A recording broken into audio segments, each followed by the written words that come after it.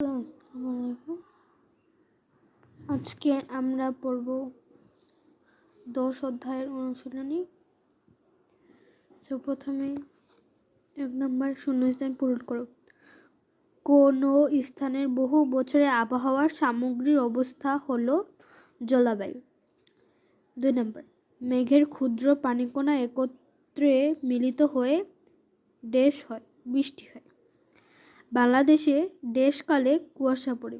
শীতকালে ভালো ফসল ফলাতে বৃষ্টি প্রয়োজন। কোনটি আবহাওয়ার উপাদান নয়? 2 নম্বরে 1 নম্বর কোনটি আবহাওয়ার উপাদান নয়? এটা হবে তাপমাত্রা, আর্দ্রতা, অক্ষাংশ, বায়ুপ্রবাহ। এটা হবে অক্ষাংশ। আবহাওয়া প্রতিদিনের প্রধান কারণ কি?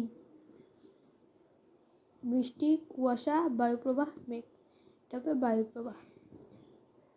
মেঘ তৈরি হয় কোনটি থেকে? বাতাস, রোদ, শিশির, জলীয় বাষ্প।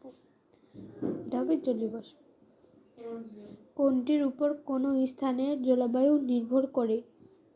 বিষুবরেখা, সূর্য থেকে স্থানটির দূরত্ব, চাঁদ, সমুদ্র থেকে স্থানটির দূরত্ব। 3 নম্বর ছোট প্রশ্ন, আবহাওয়া উপাদানগুলোর নাম লেখো। আবহাওয়া হলো আকাশ ও বায়ুমণ্ডলের সাময়িক অবস্থা। আবহাওয়া উপাদানগুলো হলো আকাশের অবস্থা, বায়ুপ্রবাহ, তাপমাত্রা, আর্দ্রতা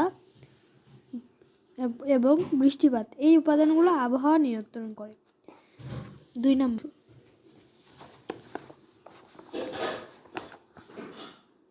এখানে আর্দ্রতা বলতে বুঝি কোনো স্থানের বাতাসে বিদ্যমান জলীয়বাষ্প পরিমাণ।